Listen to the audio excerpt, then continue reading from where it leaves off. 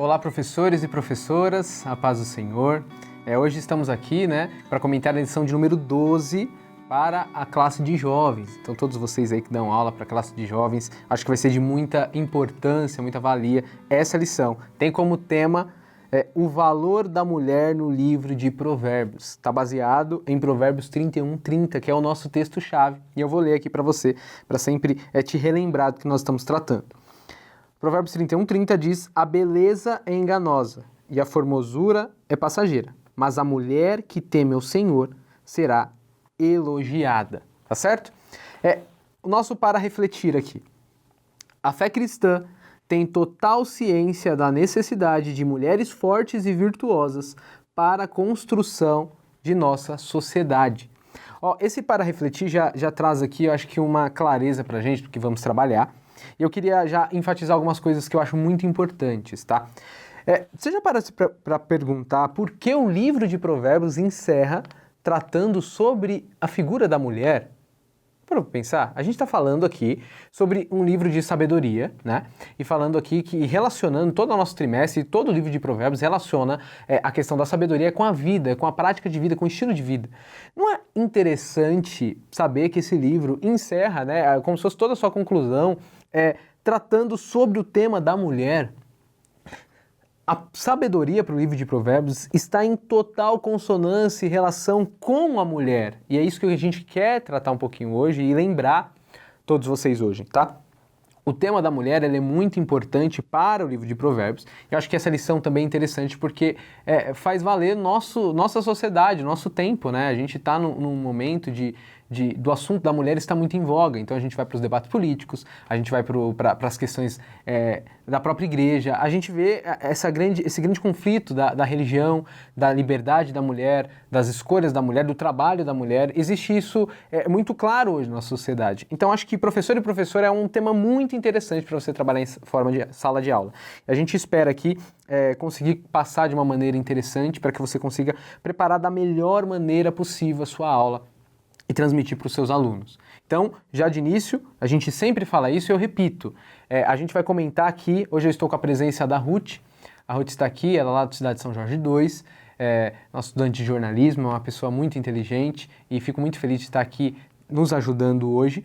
A gente vai fazer um comentário, vamos fazer comentários por tópicos, vamos trazer informações além do que estão aqui na revista para te ajudar, professor e professora, mas sempre lembrando que você tem total liberdade de produzir a sua aula, de transmitir a sua aula da melhor maneira possível, tá? Então a gente vai fazer comentários em tópicos, mas você quando for transmitir a sua aula, veja a melhor maneira possível de transmitir a aula diante do público que você tem, dos assuntos que você tem que tratar. Se é uma classe mais jovem, às vezes você tem que começar com uma dinâmica, com uma conversa mais descontraída, Se for uma classe um pouco mais velha, de jovens mais maduros, os debates de temas importantes são às vezes interessantes gerar isso. Então, a finalidade é que o aluno, a aluna saia dali compreendendo a lição que a gente tá transmitindo na aula, tá bom? Cito os objetivos para você. Quais são os objetivos que nós temos com a lição de hoje? Que você, professor e professora, ao final da aula tem que falar, eu atingi esses objetivos. Quais são? Primeiro, entender que o livro de Provérbios valoriza a mulher. Esse é o primeiro ponto. O livro de Provérbios valoriza a mulher. Saber que o Novo Testamento coloca a mulher num lugar privilegiado. Isso eu quero tratar também, a gente vai tratar. Aprender que não existe apenas um tipo de feminismo, porque, como eu disse, a gente está tratando aqui, falar do assunto da mulher, gera, quando a gente vai tratar nas questões mais práticas da nossa realidade, em consonância com o que a gente está vivendo hoje na nossa realidade. O tema do feminismo é um tema que está em voga, então a gente não pode deixar de falar e citar. A gente vai conversar também um pouquinho com você sobre isso. A outra coisa que a gente tem que ter consciência de que os cristãos vivem baseado na lógica do reino de Deus e não em uma ideologia política, tá? Outra coisa, a gente quer enfatizar que o grande progresso que as mulheres e homens alcançam é quando são conhecidos pela sociedade como tementes a Deus. Esse é um outro ponto. A gente vai trazer toda essa questão e vários debates aqui para nossa perspectiva e nossa vida cristã. Ok? Então vamos lá. Primeiro ponto aqui, a gente tem uma introdução, lembrando vocês sobre o valor da mulher. Aí a gente tem, no primeiro tópico, um resumo de Provérbios 31, 10 a 31. Então aqui eu coloquei para você um esboço desse poema a respeito da mulher. Na verdade são 2 poemas. A gente tem aqui um breve esboço desse trecho, tá? Então aí você quiser ter um contato com esse texto, tem uma reflexão aqui e um esboço dele. Aí a gente vai para o ponto 2, que já é importante para a gente, o contexto de Provérbios 31, 10 a 31, tá? Nesse contexto aqui, a mulher ela é muito valorizada para o livro de Provérbios. E eu queria que a Ruth comentasse para a gente. Ruth, nesse ponto aqui, o que os professores e professoras podem se atentar? O livro de Provérbios é realmente um livro que trata a mulher com valor, trata a mulher com dignidade, ou não? O Antigo Testamento, ali o livro de Provérbios, só tratava a mulher de uma perspectiva assim, não, mulher é só cuida da casa, é isso que o livro de Provérbios trata ou não? Com certeza, o livro de Provérbios ele é um livro que ele valoriza muito a mulher, né? Em todos os sentidos, a mulher aqui a gente vê ela como mãe, não só como mãe, como dona de casa, como esposa, mas principalmente como uma mulher que ela assume negócios, né? Ele coloca a mulher aqui como se ela tivesse bens, e não somente dentro de casa, né? No âmbito dentro do lar. Mas é como se, aqui no próprio livro da Ana, ela fala como se a mulher, no decorrer do que ela troca a fralda do filho, ela limpa a casa, ela tivesse uma profissão adjunta. Ela não deixou de ser mãe, de ser esposa, mas ela tem alguma coisa a mais para complementá-la, no caso, a profissão dela, né? Uma mulher estudada, uma mulher que trabalha. E só por esses tópicos aqui, a gente consegue entender que esse livro, ele retrata a mulher de uma forma valorizada. Né? Não é o que a gente encontra por aí, muitas pessoas falando que é machismo, que é um livro que ele degrada a mulher, coloca a mulher só dentro de casa, com uma pessoa que está ali para somente auxiliar o marido com o filho ou com os afazeres domésticos. Mas não, aqui na revista, ele coloca em tópicos, né?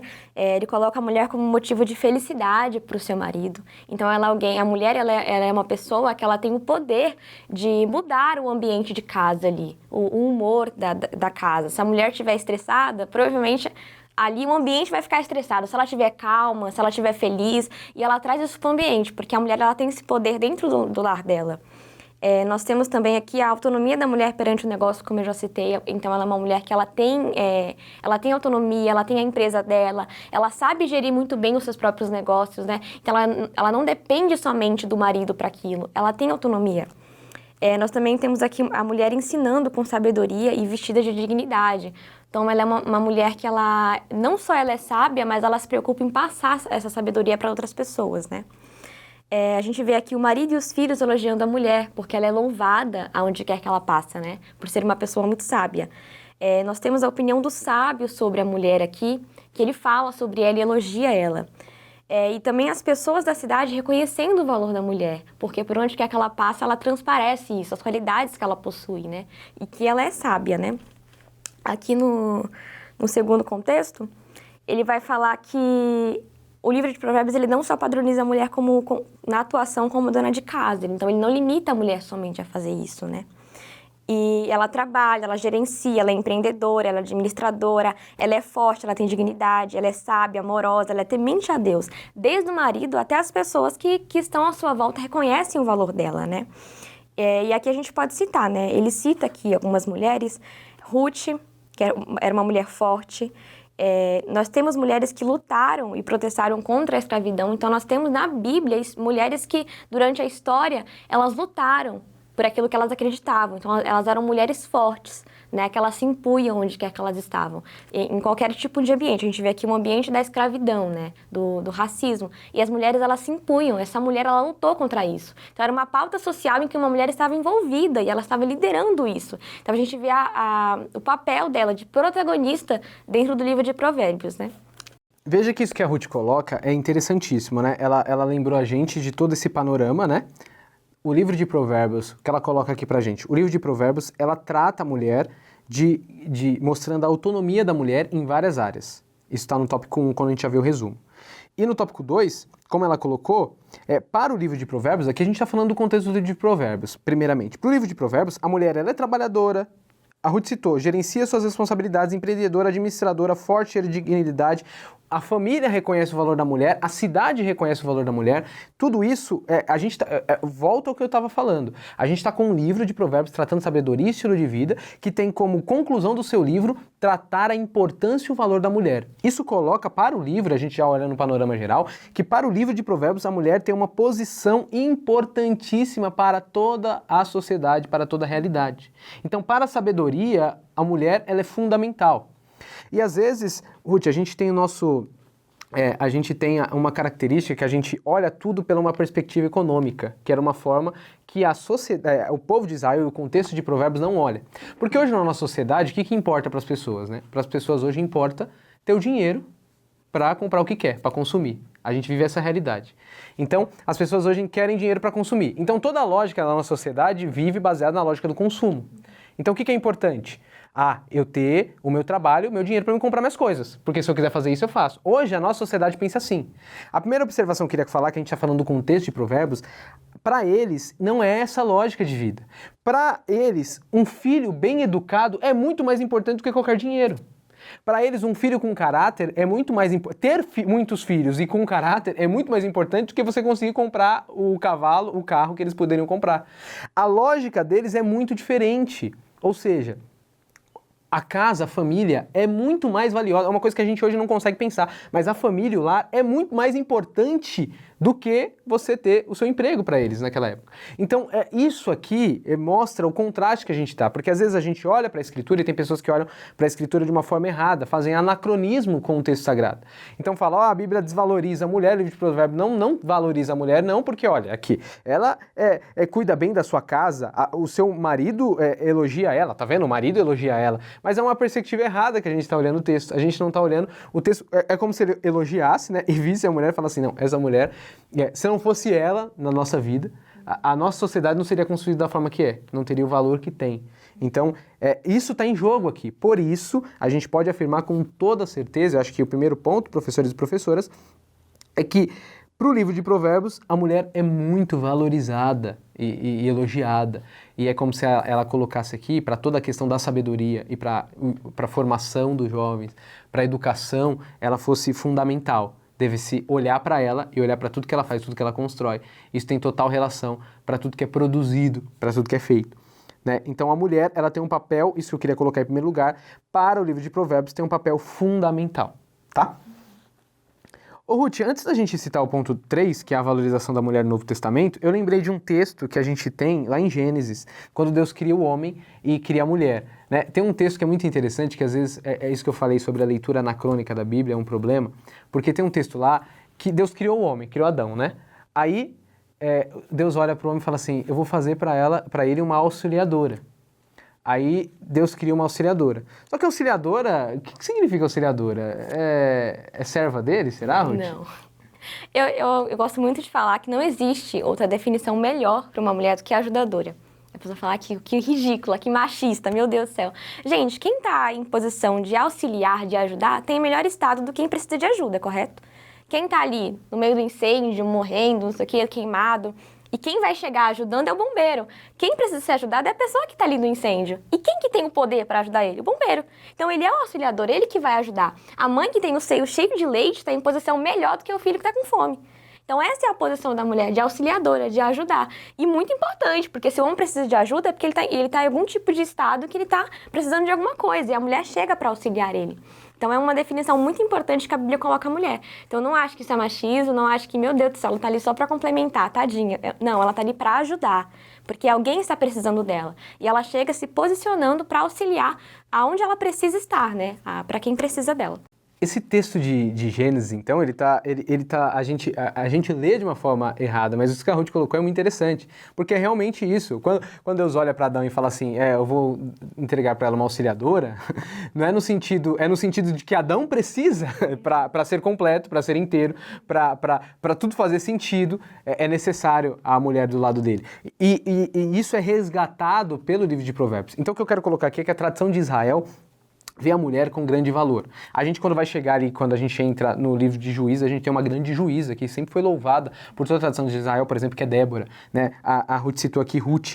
A gente tem figuras, mulheres importantíssimas para toda a sociedade. Então, o que eu quero colocar aqui, primeiro ponto de partida para a gente entender a tradição bíblica vê a mulher como um papel fundamental. A mulher é aquela, para o livro, o que Israel é, onde Israel está, não seria se não existisse a mulher. Então, a mulher não é uma posição subalterna, né, de canto em toda a história de Israel. Não, a mulher é protagonista para a história de Israel. ela é forte, ela é corajosa, ela é amorosa, ela é temente a Deus, né? Então, isso faz toda a diferença para Israel chegar onde está. Sem a mulher, sem o protagonismo da mulher, Israel não estaria na posição que está. E quando a gente faz um comparativo das religiões, se a gente olhar a tradição de Israel, comparando as outras religiões, outros povos que estão ali, a gente vê realmente como esse protagonismo existe. Então a gente vê uma valorização muito grande. Isso o livro de Provérbios nos ensina. Se a gente comparar o livro da sabedoria de Provérbios com livros de outras sabedorias de outros povos, a gente vê que a mulher não tem uma figura de protagonismo tão interessante, tão evidente. E aqui a gente tem, né? Então isso é um ponto para a gente lembrar. A Escritura valoriza a mulher. Aí o terceiro ponto é que a mulher também é valorizada no Novo Testamento, né, Ruth? Aqui ele coloca, muito importante, né, que as primeiras missionárias, né, elas foram mulheres que tornaram as boas novas de que Jesus havia ressuscitado, né? Então, mais uma vez, a mulher sendo protagonista, sendo privilegiada no sentido de saber, em primeira mão, que Jesus ressuscitou e de falando para as pessoas isso, né? Aqui também ele cita que Paulo, né, ele estava sofrendo opressão de uma cultura pagã e ele chegou e ele viu que os homens, de certa maneira, não valorizavam suas mulheres, né? E aí Paulo chegou e falou isso: maridos, amai as vossas esposas. Para a época, isso aqui era absurdo de diferente, porque não era comum você ver Paulo, né, chegando e falando isso, valoriza a sua esposa, porque provavelmente naquela época as mulheres deveriam viver naquela região de alguma forma sendo, como eu posso dizer, deixada de lado pelos esposos, né? E Paulo chegou e falou: valoriza a sua esposa, cuida dela. Então, para a época, isso aqui era revolucionário, né? Para uma época onde as mulheres não tinham direito de fazer nada, né? Alguém chegar e falar, valoriza ela porque ela é importante, isso aqui é revolucionário. E é importante a gente entender isso aqui também. Olha que interessante, né? A perspectiva do Novo Testamento, né? Jesus, como mestre, se a gente for comparar os mestres da época, Jesus, ele já toma uma atitude diferente. Jesus tem muitas seguidoras, muitas discípulas. E as discípulas que bancavam o ministério de Jesus. A gente vai ler nos evangelhos, a gente vê que elas são as que ofertam e estão do lado. Então, Jesus, ele já, comparando com a sociedade da sua época, ele já está resgatando essa ideia que nós já vemos em Gênesis, que a gente citou aqui. Jesus e o ministério de Jesus é dependente dessas mulheres que o seguem. Elas o auxiliam, o ajudam para fazer essa obra. Quando Jesus, o ressuscitado, aparece, as primeiras que o veem são mulheres. E elas que vão testemunhar para os outros discípulos, aqueles homens que seguiam Jesus, não são eles primeiro a ver o ressuscitado. Porque ver Cristo encarnado é uma maravilha, é um privilégio. Agora, ver o ressuscitado muda toda a história. Toda a história é mudada por conta do Cristo ressuscitado. Porque se Jesus tivesse morrido, acabou ali. Os segmentos dos discípulos, eles iam cada um viver a sua vida. E é o que o Evangelho diz. Foram pescar, foram voltar à sua vida normal. O cristianismo nasce, e toda a história cristã nasce porque ele ressuscitou entre os mortos. Essa é a novidade cristã. Cristo ressuscitou. E quem são as primeiras pessoas a verem Cristo ressuscitado? Mulheres. E essas mulheres são as primeiras missionárias, as primeiras a testemunharem Jesus Cristo. A dizerem, ele ressuscitou. Então aqui a gente já volta a ver que Jesus não coloca o Evangelho de Jesus Cristo e o cristianismo, não coloca assim, não. Homens têm privilégios diante das mulheres.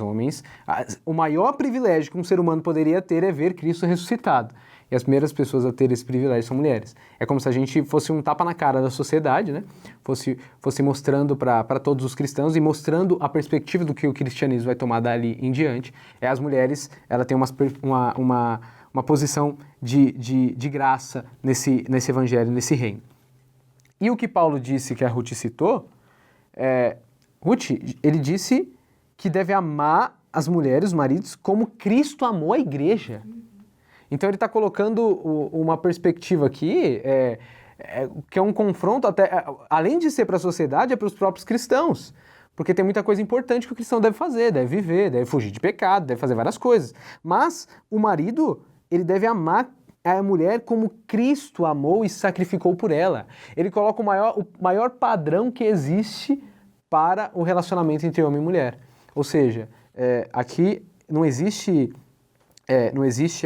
uma lógica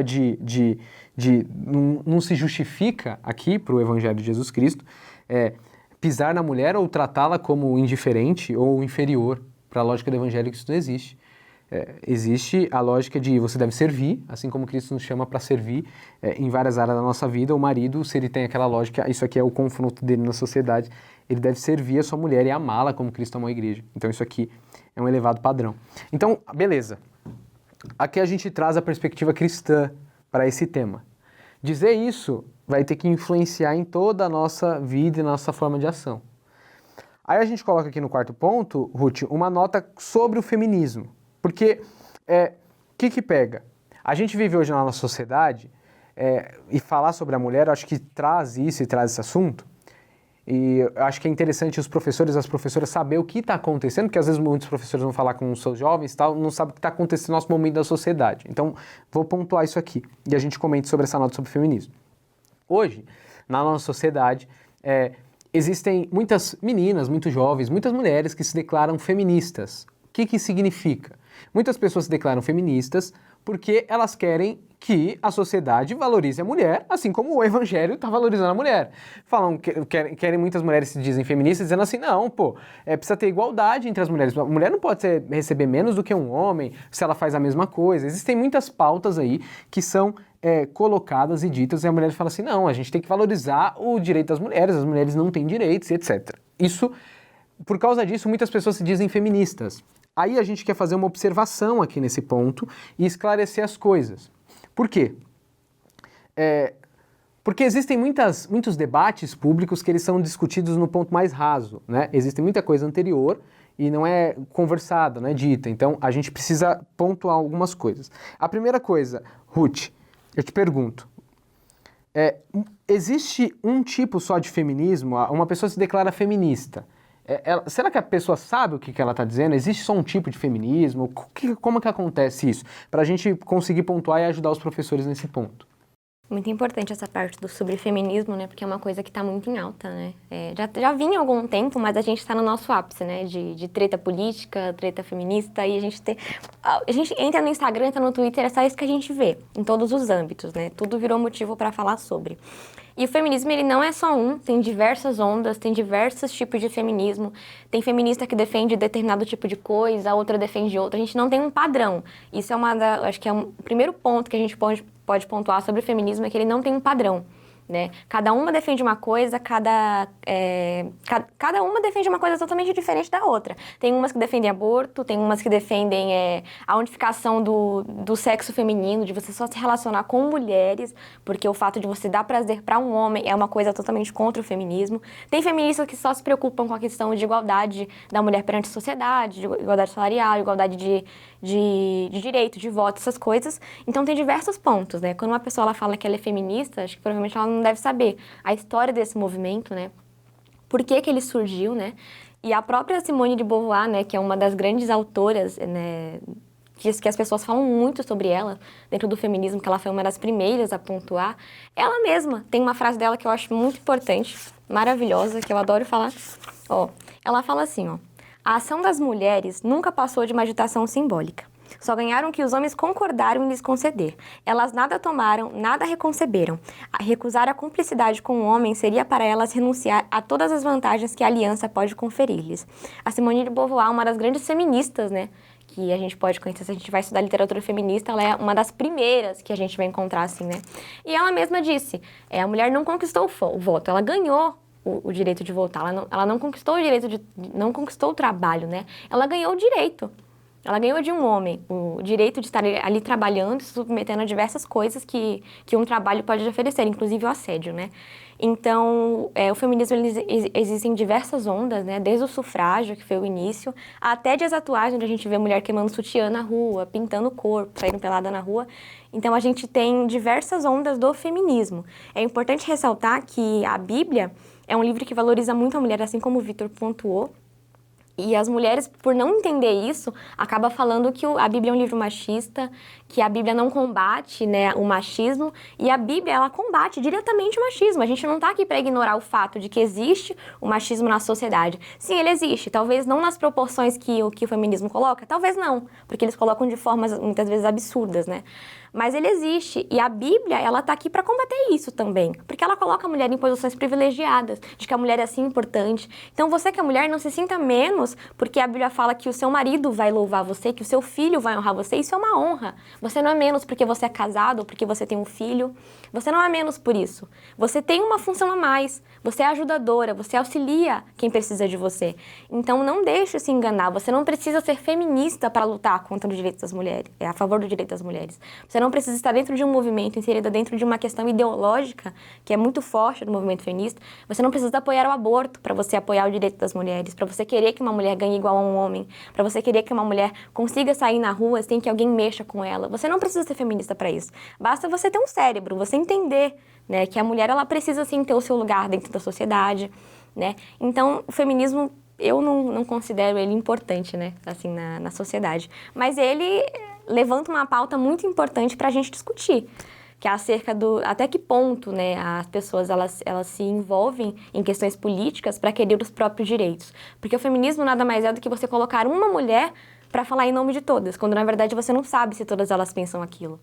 Então é você, e quando você faz isso, você coletiviza a luta, você torna ela política. E aí que a gente entra no ponto tão importante, né? Por que o feminismo tá tão em alta no Twitter, na rede social, na vida das pessoas, né? Por que qualquer coisa que você fala, você já é taxado de machista? Porque é um movimento que se tornou político. Então ele se tornou político porque ele não defende as mulheres, ele não defende aquela mulher ali que tá realmente sofrendo agressão do marido em casa. Ele defende um conjunto de interesses de toda uma classe, que muitas vezes nem se importa com as mulheres que realmente precisam de auxílio, né? Obrigado, Ruth, pelas observações.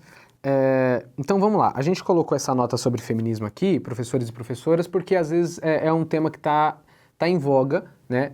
As pessoas se declaram feministas. O que a gente está simplesmente dizendo? A Ruth citou a história, né? Citou alguns pontos que às vezes as pessoas não sabem, algumas informações que não são levadas em consideração. E eu sei que muitas vezes na aula você não vai conseguir abordar isso de uma forma tão clara, tão objetiva. Às vezes muitos professores nem estão a par desse assunto. O que eu quero que fique na sua mente sobre isso que foi comentado pela Ruth, tá? Alguns pontos que ela comentou aqui que eu acho que precisa ficar gravados por vocês. É o seguinte, a primeira coisa, feminismo não existe um feminismo, um tipo de feminismo. É isso que a Ruth colocou quando ela falou sobre o movimento, sobre as os objetivos políticos, ideológicos, né? Ela citou alguns exemplos de pessoas. Tem movimentos feministas que acreditam que a mulher, ela precisa tomar todas as posições, só vai existir o auge quando as mulheres tomarem todas as posições de governo, né, de autoridade, e os homens ficarem todos a serviço dessas mulheres, para aí a gente conseguir reparar a história e fazer as coisas caminhar bonitinho, certinho. Então isso é uma visão. A maioria das meninas, das jovens cristãs que estão na escola dominical, elas não pensam, é um tipo de feminismo, e elas não acreditam nisso, não apoiam isso. Muitas mulheres acreditam que a religião não trouxe proveito nenhum para a mulher. Então, elas dizem assim, ó, para a gente reparar esse problema aqui, para acabar com esse machismo, o que a gente tem que fazer? A gente tem que ir nos lugares dessas religiões, a gente tem que aparecer pelada lá, a gente tem que queimar as coisas, a gente tem que afrontar, a gente tem que banalizar, porque precisam nos ver. Essa é uma forma e é um tipo de outro feminismo que as pessoas acreditam nisso. Essa é a realidade. O que precisa ficar claro? Existem vários movimentos feministas. Então, quando uma pessoa se diz, eu sou feminista, a pergunta que você tem que fazer é o seguinte, mas qual tipo de feminista você é? Que tipo de feminismo você acredita? Porque se você é uma mulher que diz assim, aqui a gente está falando sobre linguagem, sobre palavra, né? A gente está falando sobre definição de palavra que fica muito vago. Então, se você é uma mulher cristã, que olha assim e fala assim, nossa, eu acho que existem muito preconceito com mulheres, eu ando na rua, eu sofro assédio, pra que isso? Coisa ridícula. Se você é um tipo de mulher que, né, fala assim, eu não acho que é justo, né, eu fazer a mesma coisa, eu trabalho do lado do cara, eu faço a mesma coisa que ele ganha muito mais do que eu não acho justo isso. E você pode, não tem problema nenhum você lutar por essas coisas. Aí a gente vai para outras questões, aí a gente vai ter que confirmar isso, né, economicamente, a gente vai ter que ver, mas a sociedade, é justo isso ou não é, a gente vai discutir isso por esse viés, esse ponto, não tem problema algum. A questão é o seguinte, se você acredita nessas coisas e se diz feminista, e você entende o feminismo como isso, nossa, é um ponto, é uma questão. Só que essa palavra, ela gera muito... afetividade nas pessoas. Quando fala essa palavra, cada pessoa entende uma coisa e está pensando num tipo de coisa, num tipo de movimento. Então, muitas vezes uma menina, uma jovem, acredita nessas coisas que eu disse, né? Acho que igualdade salarial, acho que a mulher tem que ser valorizada no lugar que ela tá e etc. E luta por essas coisas e se diz feminista e ao falar isso as pessoas se revoltam e falam que absurdo, você é feminista, não sei o quê, você não é cristã e não sei o quê. Por quê? Essa palavra tem um peso muito forte, porque existem muitos movimentos feministas radicais. Então, eu acho que até essa palavra não deveria ser muito utilizada, né? Principalmente pelas meninas que são cristãs, eu acho que isso que a Ruth colocou, quando ela falou assim, o feminismo não fez bem, tudo, ela está falando sobre um movimento político e ideológico feminista, que o seu campo político que se tomou, trouxe muitas coisas complexas. Por exemplo, eu vou usar um exemplo, Ruth, que você citou, eu lembrei. A gente estava numa conversa com as meninas na igreja, aí uma menina falou assim, sabe o que eu queria? De verdade, eu não quero trabalhar. Eu quero ficar em casa cuidando dos meus filhos, ficar tranquilo. Se meu marido ganhar bem, trabalhar e eu puder ficar cuidando da minha família, eu ia amar. Aí outra menina virou pra ela e falou assim, que absurdo isso. Você tem que trabalhar. Vai ficar sendo sustentada por homem? Aí a menina ficou constrangida e fez um comentário, porque é o que você falou muito, muito bem, que é o seguinte, agora... Não é mais uma opção, né? É como se você tivesse o direito e a obrigação de fazer coisas que pessoas estão te dizendo que você tem que fazer. Isso não é ser livre. Se você... Uma coisa que tem que estar na nossa mente é o seguinte, se você acorda e você fala assim, você é obrigado a trabalhar e ganhar mais do que seu marido, é a sua vida, a sua luta da sua vida é isso, você tem que lutar por causa disso, é como se você estivesse reduzindo toda a vida da pessoa a pensar naquilo. E tal, tem mulheres que não estão preocupadas com isso. Existem mulheres que não estão preocupadas com essa questão salarial e estão muito bem, estão muito tranquilas, estão muito feliz e não estão preocupados com isso. Você não pode obrigar a pessoa a pensar desse jeito ou querer isso ou lutar por isso. Então, às vezes, o movimento, como ele vira ideológico e político, ele vira no campo dos direitos como se fosse obrigado a pensar dessa maneira e ser dessa maneira. E o evangelho está indo numa outra perspectiva, a gente está indo no caminho da liberdade. Por isso que o fim do que a gente está falando sobre esses movimentos políticos é dizer que, e porque a gente disse que a Bíblia valoriza a mulher, é que a gente não precisa lutar porque... É o que a Ruth terminou falando, a gente não precisa lutar pelos desejos das mulheres por questões políticas e ideológicas. A gente, com a palavra de Deus e com a Bíblia aqui na nossa mão, a gente pode lutar pelo valor da mulher, lutar contra o machismo e valorizar esses vários temas, várias pautas, por uma questão do que é o nosso próprio convite da Escritura Sagrada nos faz a fazer. Então a gente, como cristãos e cristãs, a gente está numa escola dominical, professores e professoras, a gente tem que deixar claro que a gente não é movido por uma luta política e ideológica. A gente é movido pela palavra de Deus e isso tem que inferir em todos os campos da nossa realidade. Inclusive nesses assuntos polêmicos da nossa sociedade.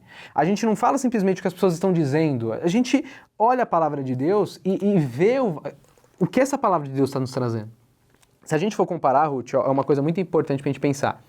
Se a gente for comparar, o Ocidente ele é muito construído baseado na tradição judaico-cristã, que são os valores cristãos e os valores judaicos, né? E eu disse aqui que existe um valor para a mulher. Então, as primeiras mulheres que lutaram pelo direito de voto, as mulheres, elas não se identificavam primeiramente como um movimento, né, organizado, um movimento feminino. Não existia essa definição ainda. São as outras ondas que depois definem, criam as ondas do movimento e se colocam no mesmo movimento. Mas as mulheres, elas estavam lutando pelos seus direitos, ponto. Né? Não era um movimento em si, tinha um movimento formado, a Organização das Mulheres Unidas e ponto. Não existia isso. Existiam muitos homens, às vezes, que participavam disso e lutavam pelos direitos das mulheres. A primeira mulher que votou aqui no Brasil, ela ganhou do marido. Ela não queria, ela falou, não queria votar, não queria, mas o meu marido me deu. E ela foi a primeira mulher a votar no Brasil. Olha que interessante. Ela ganhou do marido dela. Ela não queria. Ela nem queria isso. Então, esse é um ponto interessante a gente pensar, tá? A gente não precisa fazer... Eu estava comparando as sociedades, e aí quando a gente chega nesse movimento, antes de existir esse movimento, o que eu quero dizer, antes de existir um movimento organizado chamado de feminista, a gente já existia essa luta pelo valor das mulheres na sociedade. Isso já existia, tá? Isso é real. Agora, isso existia por quê? Porque a gente tem uma tradição anterior, que eu disse, o Ocidente é baseado, né, muito da sua construção, numa tradição judaico-cristã. Se a gente comparar a nossa sociedade com, por exemplo, uma tradição diferente, comparar com a sociedade islâmica. Qual a liberdade da mulher nessa sociedade? Nenhuma, né? Tem não só da islâmica, né, mas tem uma série muito boa, não sei se vocês já viram no Netflix, o nome da série é Nada Ortodoxa, que ele vai tratar a vida de uma mulher baseada numa história real dentro da sociedade judaica. Ela vive dentro de uma acho que é uma colônia que fala, né, judaica, e ela não tem, tipo assim, a vida dela é em torno de ter filhos. Se ela não tiver filhos, para a sociedade judaica ela é fracassada, assim. E aí ela vive em busca da liberdade e tal. E o filme trata também sobre, a série fala sobre feminismo. Só que não é necessário você falar sobre essa luta ideológica para você tratar da liberdade da mulher, né? Se a gente pegar a questão do Islã, as mulheres, acho que, não sei se é lá ou se é na África, que elas precisam fazer um corte, né? Na genital e tal, para poder, que ela não pode sentir prazer na hora de fazer, de ter relação sexual. Então a mulher lá, ela é totalmente marginalizada. Ela não tem direito nenhum, não tem... E é uma questão que muitas delas, elas até... É a religião delas. Né? Elas não têm muito o que fazer, mas muitas sofrem. Tem meninas de 9 anos que casam com um cara de 80 anos, assim.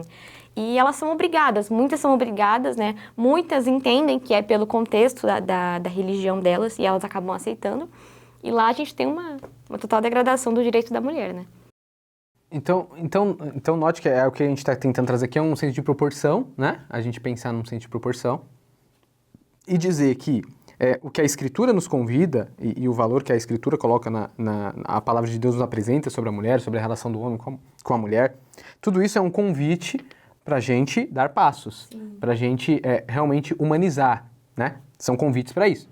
Dizer que a palavra de Deus diz isso, dizer que a nossa sociedade é bonitinha e todos os cristãos, todo pastor ou todo líder trata a sua mulher como com o convite da palavra de Deus, não é real, não é verdade. Isso não significa esconder a realidade, não. Mas a gente tem que ter ciência do que a gente está fazendo e a luta que a gente está vivendo não é porque as pessoas estão nos dizendo para viver, não é por conta de uma ideologia, não é por conta de uma questão política, mas é porque a gente tem um Senhor que dirige a nossa vida, que é Jesus Cristo. E esse Senhor nos chama a uma sociedade do amor, uma vida de amar. E tem também aquela questão, Ruth, que a gente vai para as pautas, vai para os debates políticos, e a gente esquece da nossa casa, da nossa vida, do nosso dia a dia, né? Que a gente quer mudar o mundo e dizer, não, existe tal ideologia, tal questão, mas a gente, no nosso cotidiano, muita realidade não é vivida ali, né? As pequenas coisas, a preocupação com isso, né? Com certeza. Eu gosto sempre de falar que existem muitas feministas, né, que elas gostam a maioria gosta de militar mesmo, né, é a realidade dos fatos. Só que, muitas das vezes, no ambiente onde ela vive, ela não consegue auxiliar uma mulher que está precisando de ajuda. Então você quer ir no seu Twitter, você quer militar, a gente precisa dos nossos direitos e vamos matar todo mundo, vamos tirar os homens da face da terra. E aí talvez a vizinha dela sofra violência doméstica e ela nunca sequer foi lá perguntar para saber se a moça tá bem, se ela precisa de algum auxílio, se ela precisa de ajuda para ajudar a sustentar o auxílio dela, por que ela não sai da casa onde o marido dela vive, talvez seja porque não tem dinheiro, né? A maioria das mulheres que se sujeitam à violência doméstica, elas não têm condições financeiras de sair de perto do marido, então elas aguentam aquilo ali. Então a gente torna essa luta ideológica. Por isso que eu falo que é um movimento que ele não visa a mulher. Ele coletiviza essa luta, as mulheres. Só que as pessoas são diferentes. As pessoas têm necessidades diferentes, as mulheres têm necessidades diferentes. Se a gente for, por exemplo, num bairro no Alphaville, a gente vai ver lá mulheres que são formadas, que têm todo um conceito, que são formadas em universidade, que têm bons empregos. São mulheres que têm toda uma questão política muito bem formada. Agora, a gente vai numa periferia, tem mulher que não sabe ler. Tem mulher que não sabe o direito que ela precisa ter. Tem mulher que, se a gente pega no Nordeste, né, as mulheres tinham vários filhos porque não sabiam como usar o contraceptivo. Então, elas tinham muitos filhos. Então, mulheres que não têm noção da onde são inseridas. E cabe a gente, quanto igreja, auxiliar essas mulheres, né? E a gente não precisa ser feminista para isso. A gente não precisa ter toda uma questão ideológica para ajudar uma mulher que apanha do marido, para ajudar uma menina que foi estuprada, para auxiliar uma mulher que está dentro do ambiente de trabalho, que sofre assédio. A gente não precisa ser feminista para isso. A gente basta entender qual que é o contexto daquela mulher dentro do ambiente onde ela está inserida, qual que é o contexto social dela. E o feminismo, ele se empodera disso, de que, olha, se você não é feminista, você não pode falar sobre essa pauta. E não é assim. Os homens podem sim falar sobre abuso contra a mulher, contra o machismo, eles podem falar sim, eles têm o direito de falar também. E nós mulheres também. E a gente não precisa estar inserido dentro de um movimento transfeminista, dentro de um movimento feminista radical, dentro de um movimento feminista liberal, para poder falar sobre isso. Não é necessário. Basta a gente entender o contexto de luta da mulher e o que a Bíblia fala sobre isso, que valoriza a mulher. A gente entendendo isso, tá tudo certo. Não precisa estar inserido em nenhum tipo de grupo revolucionário feminista. Então, professor e professora, o ponto que a gente está colocando aqui trazendo esse panorama de uma conversa, de um debate que existe na nossa sociedade e trazendo uma perspectiva cristã, tá? Então, que movimento você está apoiando? Você está apoiando um movimento de direita, de esquerda? A gente não está apoiando nenhum movimento aqui, nenhum lado político. O nosso convite é trazer essa conversa para a nossa realidade cristã, para a nossa vida cristã. É para que os nossos jovens, as nossas jovens, todos nós possamos ter humanidade, ser pessoas tementes a Deus, cristãos de verdade, a ponto de que... Qual que é o nosso desejo? É que, em vez de uma mulher ou um jovem, né, estar nas redes sociais, militando, dizendo regras, dizendo como as coisas deviam ser, ele possa, na sua igreja, saber se existe algum problema real, se existe algum preconceito contra a mulher, se existe na vizinha dele, existe problemas reais, e ele tratar de problemas reais, de estender a mão para problemas reais. O nosso convite é esse. O nosso convite é... eu não tenho capacidade de mudar o mundo, a Ruth não tem capacidade de mudar o mundo, mas ela pode ajudar a casa dela, a família dela. Ela pode, ali no ambiente de trabalho dela, conversar com pessoas. Ela pode mostrar que o caminho do evangelho é um caminho de vida. O caminho do evangelho, a proposta do evangelho, a gente olha para a nossa realidade, a gente tem vários problemas na nossa sociedade. Existem vários problemas, vários dilemas na nossa sociedade. Isso existe. Aqui a Ruth falou uma coisa muito verdadeira. Em nenhum momento ela disse assim, não, gente, o machismo não existe essa questão. Não, ela citou aqui, existe. Existe esse problema, existem problemas reais, existe violência contra a mulher. A gente viu na pandemia números aumentando de mulheres sofrendo violência doméstica. Né? A gente vê mulheres se suicidando, existe problemas reais e a gente, aqui como cristão, vai olhar para esses problemas reais e falar assim, a gente não quer viver esse problema, a gente não quer essa realidade, a gente quer pessoas que têm o temor de Deus, que é o caminho da sabedoria, que têm o temor de Deus a ponto de estender a mão, de viver uma vida digna. A gente quer maridos, que a gente está falando aqui para essa aula, é que a gente precisa ter maridos jovens que estão ouvindo essa aula, que eles saibam que o seu chamado é amar a sua mulher, a sua esposa, como Cristo amou a igreja. Esse é o convite que a gente está fazendo, essa é a proposta, porque essa proposta vai gerar questões próximas, como você colocou, da primeira mulher que votou no Brasil, ela não queria mais um marido, falou, você vai votar, você tem esse direito, você pode fazer isso, né? É dizer, você não é diferente de mim. Então, a gente tem que olhar para essas questões, e tem que... aqui a gente não está resolvendo... Quero que você preste atenção nisso, professor e professora. Aqui a gente não está resolvendo problemas complexos. Aqui a gente não está querendo reduzir assuntos. Aqui a gente não está querendo esgotar todo o assunto do feminismo. A gente não está fazendo isso. A gente está tentando, o ponto 4, uma nota, simplesmente uma nota, uma informação. Porque como esses assuntos é polarizado na sociedade, a gente precisa que os jovens, nossos jovens, as garotas, os garotos na nossa igreja, tenham consciência que existem esses assuntos e a gente não está em time nenhum político. A gente está caminhando a verdade do Evangelho de Jesus Cristo. E a gente quer viver o amor de Cristo em todas as esferas, tá? E para isso a gente não precisa estar filiado a um partido A, B, ou a gente não precisa estar filiado a um grupo, um movimento feminista A, B, né? Eu quero que você entenda e saia dessa aula que quando você passar, professor, que os alunos tenham ciência, que tipo, a palavra feminismo ela é carregada de sentidos, de significados. Tem gente que usa essa palavra para falar algum movimento radical, tem outras meninas que usam para falar da realidade dela, de lutas que elas querem defender, que são causas que qualquer pessoa com cérebro defenderia. Então precisa tomar cuidado com essas coisas, porque a gente vive gritando, a gente nunca conversa com sinceridade, com humildade, que foi a aula anterior que foi tratada na revista, né? Que é o caminho da humildade, a gente ter paciência, conseguir conversar os assuntos com verdade, tá certo? E a gente vai pro outro ponto, né? Que é a mulher em Provérbios e valores que não devem ser esquecidos, tá? Então aqui são alguns pontos, eu enumerei 3 pontos, mas existem muitos outros pontos que podem ser citados, né? Então, Provérbios trata a mulher como uma esposa exemplar, né?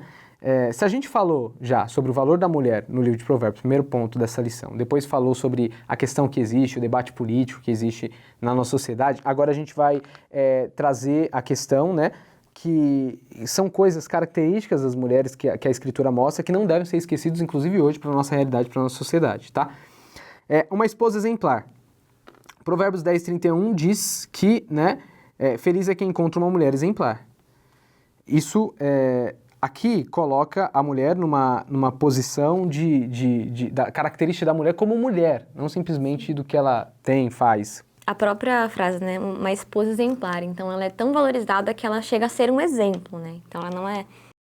Uma coisa que é importante a gente sempre ressaltar é que muitas mulheres, né, quando falam sobre a questão do direito da mulher, a questão feminista, a gente fala sobre esposa, a gente fala sobre casamento, e já fica, meu Deus, como assim eu vou ter que ajudar meu marido? Como assim eu preciso casar? Como assim? E não, tá tudo bem, é normal. As pessoas, elas chegam na sociedade, elas vivem, elas casam, formam família, e isso é o normal, tá, gente? Não precisa se assustar, não. E aqui ele fala, né, que a mulher, né, ela é um exemplo dentro da casa dela. Ela é uma esposa que ela é exemplar, ela entende as questões do marido dela. Eu não sou casada, mas a gente, vendo por aqui, a gente consegue entender, né? Que ela é uma mulher que, por onde ela chega, as atitudes dela demonstram que ela é. Então, dentro da casa dela, ela consegue auxiliar o marido dela ali dentro, ela consegue modificar o ambiente com o humor dela. Ela é um exemplo, verdadeiramente, de uma mulher que está ali para mostrar como que se deve fazer as coisas, né? Então, aqui ele coloca, a pergunta é válida e podemos dizer, sim, que a mulher deve procurar um homem exemplar. Mas, neste caso, o que Provérbios está dizendo é que a mulher tem uma graça e responsabilidade que recebeu de Deus, ensinar com o seu exemplo. Então, não é que o marido dela não precisa ser exemplar. Tipo, nossa, eu falo da mulher e o cara pode ser qualquer coisa. Não. Mas aqui o fato dela ser exemplar, isso demonstra que ela está ensinando, que ela está em uma posição em que ela vai ensinar outras pessoas acerca de como se portar, como agir, né? Um princípio de sabedoria que está posto aqui é que a mulher não deve ter como prioridade adquirir coisas, né? Foi o que o Vitor falou, né? Não só a questão de você ter dinheiro, mas a questão de você entender, de você ser sábio, de você ter sabedoria. E isso vale mais do que qualquer outro bem que você tenha, né? Não que não seja importante você trabalhar, você ter um negócio, você ter as suas despesas financeiras custeadas por si mesma. Mas mais importante do que isso é você ser uma mulher sábia. Mais importante do que isso é você entender o contexto onde você está inserida e você auxiliar aonde as pessoas precisam. Você ajudar o seu marido, você ajudar o seu filho, ou se você não é casada, ajudar onde você está inserida, a sua amiga, o seu ambiente universitário, o seu ambiente de trabalho. Mais do que ganhar bens, mais do que possuir bens, é você ser sábia. É você entender o contexto que o livro de Provérbios retrata a mulher e seguir esse exemplo. Não é fácil, mas a gente precisa tentar. O segundo ponto é que a mulher é trabalhadora, né? Em Provérbios 31:13, a gente lê que a mulher é apresentada como trabalhadora, né? Isso aqui também é um ponto interessante frisar, né? Que às vezes isso é um pouco confuso, as pessoas não entendem, mas a mulher, por livro de Provérbios, e para a tradição bíblica, a mulher sempre foi trabalhadora, né? A mulher sempre trabalhou, sempre exerceu. A questão é que a sociedade era muito dividida em funções, né, diferentes e distintas, né? Até pelo grande trabalho braçal que às vezes existia na realidade que eles tinham que viver. Então existiam funções específicas, né? Mas você pode ter certeza que quando um homem saía de casa e deixava o filho aprendendo com a mãe, que é uma mulher sábia, exemplar, ele saía tranquilo. E ele sabia que a mãe tinha condições de fazer aquilo e ele não tinha condições de fazer aquilo.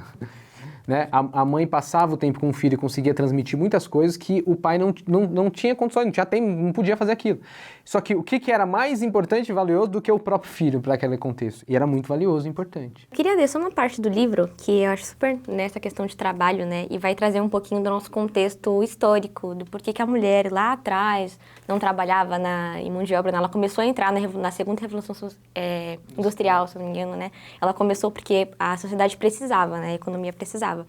E aqui a autora ela faz uma ressalva muito importante, eu gostaria de ler. As vocações espiritual e familiar da mulher foram sobrepujadas por uma necessidade irrefreável de exercer a profissional, de modo que a mulher, quando perguntada sobre o seu estado, dizia ser mãe, tia, avó ou esposa, seguindo sempre a declaração do seu credo, cristã, católica, protestante, espírita ou ortodoxa. Hoje ela declara ser médica, diretora, atriz ou professora, como se a sua profissão fosse exercida mesmo enquanto reza ou troca a fralda do seu filho. Por sua vez, o homem, pela virtude do sacrifício, tinha que abnegar suas vocações espiritual e familiar, justamente para manter livres e vivas aquelas de suas respectivas ajudadoras. Né? Então, a mulher, nesse contexto, né, no contexto histórico, o homem ele deixava a mulher em casa, o Vitor citou aqui, para educar os filhos, porque a questão de trabalho era muito mais braçal. E nós temos uma diferença biológica do homem que é clara, né? Do corpo, né? De aguentar serviços pesados. E isso não é você reconhecer que você é melhor ou pior do que ninguém. Isso é reconhecer a ciência. A mulher, o corpo dela é diferente do corpo do homem. Então, nossa questão de serviço braçal sempre era os homens, o enfoque era eles, né? E com o decorrer do tempo, foram surgindo outras profissões, né, onde a mulher ela pode sim exercer. Aqui ela fala sobre ser professora, ser médica, ser engenheira e atuar aonde ela quer atuar, onde ela quiser atuar, ela tem esse direito de atuar, né? Isso também não extingue o fato dela ser dona de casa, dela ser mãe e dela ter uma profissão, né? Uma coisa não exclui a outra. Tá certo. E o último ponto, que é temente a Deus. Aqui a gente vai já indo para o final, pro finalmente, isso aqui, ser temente a Deus, o livro de Provérbios coloca essa mulher com essa grande característica, e é o grande objetivo, e é como o livro, quando a gente começa o livro de Provérbios, ele começa dizendo pro jovem temer ao Senhor. E o temor ao Senhor é o princípio da sabedoria. E o livro de Provérbios termina dizendo que a mulher é temente a Deus. Isso aqui, se a gente pega o início e o fim do livro, é como se os jovens que estavam sendo educados tivessem que olhar para as lideranças, para as mães, para as lideranças de Israel, para as mulheres de Israel, porque elas tinham algo fundamental para ensinar para aqueles jovens. É esse caminho que a gente está fazendo do livro, tá? Por isso que a gente está dizendo e disse que o livro de Provérbios valoriza a mulher, né? Então o seu próprio contexto como literatura tá trazendo isso para a gente no seu contexto aqui como literatura. E o que eu queria falar aqui nesse ponto sobre temer a Deus, e a Ruth vai falar também, é o seguinte: a gente agora vem para o foco da nossa conclusão, e eu quero que você entenda esses objetivos que a gente propôs, professores e professoras, no seguinte: a gente vive um momento que a gente luta por várias questões, a gente tem vários assuntos polarizados, a gente tem repetido isso nas lições, né? E a gente está tentando trazer um toque de consciência, de humildade. Em que sentido? Às vezes as pessoas se preocupam com tudo e várias pautas, e estamos na igreja, jovens estão na igreja, e esquecem do principal, que é temer ao Senhor. A gente quer mudar o mundo, mas a gente não quer ser temente a Deus, ser uma pessoa digna de confiança, uma pessoa que valoriza a si e os outros. A gente, antes de ser, a gente quer corrigir tudo, mas a gente não quer ser pessoa, de verdade, cristão, humano, gente que ama. A gente, às vezes, olha todo mundo, mas não consegue olhar a si. Isso é um ponto importantíssimo, né? Então, isso é um recado para todos os jovens e todas as meninas da nossa igreja, os meninos da nossa igreja. É um recado importantíssimo que eu quero trazer nessa questão de temer a Deus, é que independente de qualquer pauta, independente de qualquer opinião política, independente de qualquer assunto que a gente queira tratar, a gente tem que sair de um princípio, a gente tem que sair do mesmo local. A gente precisa ser gente que teme ao Senhor. E o temor ao Senhor é o princípio da sabedoria, a gente não pode esquecer disso. Porque quando a gente teme ao Senhor, a gente consegue se igualar no sentido de somos aqui filhos de Deus, somos temente a Deus, conhecemos ao Senhor, e o que a gente quer em primeiro lugar é ser filhos de Deus de verdade. A gente quer ser cristão, a gente quer seguir Jesus. E as nossas decisões, opiniões, estilo de vida vai ser relacionado e fazer eco a esse segmento com Jesus, ao temor ao Senhor. Então o que eu queria lembrar a todos e todas é que às vezes a gente fica discutindo tudo uma questão de ponto de vista, de opinião, de isso aqui eu acho certo, isso aqui você não acha certo, você não sei o quê. Isso na igreja de Cristo a gente precisa tomar um pouco de cuidado. Primeiro a gente tem que lembrar que a gente teme um Senhor, e as coisas que a gente está falando, conversando, é no sentido da gente não vamos esquecer de um ponto principal. A gente, para ser sábio, para a gente falar de assuntos, para a gente conseguir crescer aqui como igreja, para a gente conseguir ajudar as pessoas, a gente precisa sair de um primeiro ponto, que é o temor ao Senhor. Precisamos ouvir o nosso Deus e saber que Deus, Ele vê a nossa vida, é consciente das nossas ações, e às vezes a gente está querendo gritar e esquece da primeira coisa. Nossa, eu quero que as pessoas, os homens, né, eu fico dizendo, os homens têm que valorizar as mulheres, mas eu não estou valorizando a minha mãe, não estou valorizando a pessoa que está do meu lado, Deus está me vendo, né? Deus não me vê pelas coisas que eu falo, simplesmente. Deus quer ver minha atitude, meu estilo de vida, né? Então, são relações pequenas que às vezes a gente esquece. A gente toca em temas, a gente fala, às vezes vai falar com o jovem, vai falar sobre ficar, né, sobre esse assunto. Essa é uma questão hoje do nosso contexto. Muitos jovens começam a olhar para uma mulher, né, e querem, nossa, achei bonita, eu quero ficar com ela e não sei o quê. Veja como a nossa cultura, e são assuntos às vezes que as pessoas não querem tocar, mas a gente é cristão e a gente não está definido por uma pauta aqui, a gente está olhando o evangelho e conversando sobre ele. Um jovem que olha para uma mulher e fala assim, eu quero ficar porque ele olhou o corpo dela, viu ela, isso aqui é extremamente usar as pessoas para o seu prazer. O Evangelho confronta isso. O Evangelho não quer que você olhe para as pessoas e olhe ela e fale, pode me dar prazer, eu posso sentir, olha como ela é bonita, e por causa disso você quer ter um contato com a pessoa, simplesmente por um momento sem responsabilidade, sem compromisso. Isso aqui é oposição ao Evangelho. E a gente quer tocar em todas essas pautas e todos esses assuntos, porque a gente não está sendo definido por uma questão política, a gente está sendo definido por um convite de amor, um convite de serviço, do qual o jovem que toma essa atitude perante a mulher, o Evangelho confronta ele nesse sentido, nesse estilo de vida. E a gente está lembrando, o temor ao Senhor é lembrar que o Senhor está nos vendo e nos convidando a um caminho de vida e de amor, né? Então, às vezes a gente quer mudar tudo, a gente quer ter nossas posições firmes e fortes, e a gente esquece que a gente precisa temer a Deus. E as nossas práticas, estilos de vida, nossas relações, elas precisam ser relações de amor e relações de serviço. Então isso é muito importante a gente lembrar. É muito importante mesmo o que você disse, Vitor. Total sentido, é realmente isso mesmo. A luta que a gente fala das mulheres, né, que não tem nada a ver com o movimento feminista, de nada adianta essa luta, ela é vã se a gente não teme ao Senhor. A gente, quanto cristãos, né, a gente olha para essa questão e tudo vem de Deus, tudo é Deus. Então, se a gente não teme a Deus, não adianta eu querer auxiliar a minha vizinha, não adianta eu querer auxiliar uma mulher que eu conheço que está passando por algum tipo de fase ruim, que está sofrendo assédio, que apanhou do marido. Se eu não temo ao Senhor, isso não é válido. Essa luta ela é vã, entendeu? Se eu não temo a Deus, para que me serve isso? Então, o princípio disso, né, como o livro de Provérbios fala, né, o temor ao Senhor é o princípio de toda a sabedoria. Então, tudo aquilo que você for fazer, tudo aquilo que você for falar, quando você for se posicionar a favor dos direitos das mulheres, se você não teme ao Senhor, esse posicionamento ele é vão. Porque ele não tem uma raiz em Deus, ele tem uma raiz em você mesma. Né? Então, nós lutamos pelo direito das mulheres porque a Bíblia lá atrás, ela falava sobre isso, porque a Bíblia lá atrás já valorizava a mulher. E quando nós olhamos para a Bíblia e vemos como a nossa sociedade ela age, o que nós temos que fazer é falar do amor de Deus, falar de como a Bíblia, olha, não é assim que faz, não é assim que você trata, não é assim que você age. Por quê? Porque a Bíblia ensina dessa forma, não é porque eu acho dessa forma. Eu vou citar um exemplo aqui, não sei se vai fugir muito do tema, mas eu acho que não. Esses dias eu estava vendo um vídeo de uma menina que o nome dela é Elora, né? E ela é youtuber, um pouco famosa. E ela se descobriu bissexual, né? E ela estava falando sobre bissexualidade. Ela citou uma autora que a mulher não tem base científica nenhuma para falar sobre sexualidade, mas ela escreveu um livro baseado em vivências. Então, ela disse que a bissexualidade ela é a atração por qualquer tipo de coisa em graus diferentes. Então, ela disse que a bissexualidade não é somente a atração entre pessoas, mas pode ser a atração de uma pessoa e um objeto, de uma pessoa e uma árvore, de uma pessoa e um animal, em níveis diferentes. Então, olha a problemática disso. Aí eu fui atrás desse livro para ver o que era. A mulher não tinha nenhum tipo de formação na área da sexualidade. Ela só viveu e achou que aquilo ali estava certo, escreveu um livro e falou, ó, tá aqui. Esse aqui é o seu manual, se você acha que você é bissexual, segue isso aqui. E quando a gente olha para essa questão do feminismo, né, a questão da luta da mulher, se a gente luta, se a gente fala, se a gente está ali falando a respeito do direito da mulher e a gente não tem uma vazão, uma raiz em Cristo, uma raiz na Bíblia, a gente está falando com base em vivência. E qualquer pessoa que entenda o mínimo de âmbito acadêmico, a gente não pode falar nada em relação que seja científico, que a gente está falando da nossa vivência. A gente precisa ter uma patente.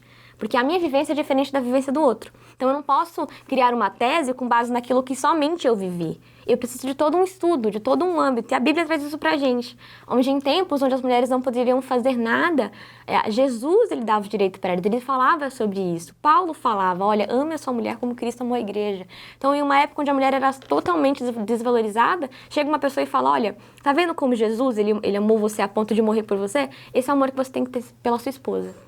As pessoas ficariam, que absurdo, que coisa ridícula, meu Deus do céu, que coisa absurda. E Paulo falava sobre isso há muito tempo atrás. Então, veja que não é uma questão de você defender um direito com base na sua vivência, mas sim todo um conceito histórico. Tem todo um contexto por trás. E a gente entende isso quando a gente teme ao Senhor. Quando a gente prioriza o fato de eu estar ali, de eu ter o meu momento com Deus, de eu orar, de eu ler a Bíblia. E isso é muito melhor, ou isso é muito mais importante do que eu ficar falando do que eu ler sobre um livro de feminismo, que também é importante, né? A gente estudar, a gente saber, né? Mas o principal é a temência ao Senhor, o principal é você entender o contexto histórico onde isso está inserido e ler a Bíblia. né? Entender por que o livro de Provérbios defende a mulher, qual que é o contexto que ele estava inserido. E quando você for debater sobre esse tipo de assunto, você não levar somente um livro ou uma tese feminista, né, para você falar contra o feminismo, mas você levar a Bíblia, porque aqui já tem tudo já. Obrigado, Ruth. Para concluir aqui, faço a conclusão. Aproveitando esse último ponto sobre temer a Deus, a gente precisa ter uma coisa muito importante, que às vezes eu percebo por alguns jovens, algumas jovens, seja por esse tema que a gente está falando, sobre mulher ou qualquer outro tema, o temer ao Senhor implica o nosso relacionamento com Ele, né? Então, independente de qualquer assunto que a gente for falar, né? Você pode, às vezes, discordar de opiniões de pessoas, discordar de assuntos que estão falados, tudo bem. Uma coisa que eu quero deixar clara, a gente precisa lembrar é o seguinte, muitas vezes, a gente pega nas nossas redes sociais, nas nossas opiniões, e a gente fala. Só que às vezes a gente nunca parou um minuto para orar a respeito do assunto que a gente está falando tanto, né? Então a gente, eu acho que tem que ter justiça, mas a gente nunca chorou nos pés de Cristo falando, Senhor, olha essa injustiça, Senhor, olha que absurdo, Senhor, eu vivenciei isso, Senhor, tal pessoa, minha vizinha passou por isso, aos pés de Cristo, na oração, na comunhão. Às vezes se a gente não vivencia, isso aqui vai virando um descolamento do nosso temor ao Senhor, que é isso que a Ruth quis dizer quando ela falou assim, nada vale você fazer isso se você não teme a Deus. A gente pode ser muito fácil captado por opiniões, por momentos, e esquecer do que a gente vive, faz, pelo nosso relacionamento com Cristo, e esse relacionamento com Cristo nos leva ao caminho de fazer as coisas da maneira que vai realmente transformar as pessoas, que é o caminho da salvação do Evangelho de Jesus Cristo. Então isso nos inspira, isso nos motiva, isso nos coloca numa posição de seguidores de Jesus. Então nós estamos aqui como seguidores de Cristo, né? Então esse temor ao Senhor que nós estamos falando é que, olha, professor, alunos que forem assistir essa aula, o principal que a gente quer te convidar existe uma perspectiva cristã sobre as questões, sobre as coisas. O que é perspectiva cristã? Existe um caminho que os discípulos de Jesus e as discípulas de Jesus fazem, que é o seguimento com ele. Isso implica as coisas que te afligem, as opiniões que você tem, os desejos que você quer realizar, as pautas que você quer defender. Antes de tudo, precisam estar aos pés de Cristo, na sua oração, na sua comunhão, na sua dedicação, no seu relacionamento com Cristo, na sua humildade. Você precisa ser humano, você precisa ser gente, precisa ser pessoa, precisa ser cristão, precisa ser discípulo de Jesus, porque aí você vai conseguir transformar as coisas de verdade e ajudar, e eu quando falo transformar as coisas, não estou falando transformar o mundo, transformar aí, ajudar aí na sua família, nos seus vizinhos, na sua igreja, né, a fazer as coisas reais e a gente não ficar no mundo de hipóteses e de ideologias, mas a gente seguir o caminho cristão. Então toda essa aula aqui, falando sobre o valor da mulher em Provérbios, é que as mulheres elas ensinaram uma coisa para Israel, e as mulheres eram mulheres exemplares, trabalhadoras, mulheres que os jovens deviam olhar e se inspirar. E quando a gente fala de direitos, a gente esquece de falar de que existem deveres, né? E aqui a mulher, ao ponto, quando ela se torna exemplar, ela não tem simplesmente direito, ela tem um dever de instruir, de auxiliar, de preparar. Então, como cristãos, o convite que a gente quer fazer para meninos ou meninas é que a gente às vezes fala de direitos, mas a gente tem que lembrar uma coisa, todos nós cristãos temos deveres de colocar aos pés do Senhor, e cada passo que a gente dá com temor ao Senhor. Nós não estamos aqui defendendo uma ideologia política, nós queremos e precisamos deixar a voz de Deus falar, a palavra de Deus, como a Ruth falou, falar aos nossos corações, para a gente conseguir ajudar aí e abençoar a nossa sociedade. Esse é o convite que nós fazemos. Então agradeço a todos os professores e as professoras pela paciência, pelo assunto, que esperamos que possa te ajudar esse subsídio na sua preparação de aula. Quero agradecer a Ruth pela presença, pela conversa, que Deus continue te abençoando, e fiquem todos com Deus, tá bom? Até a próxima lição.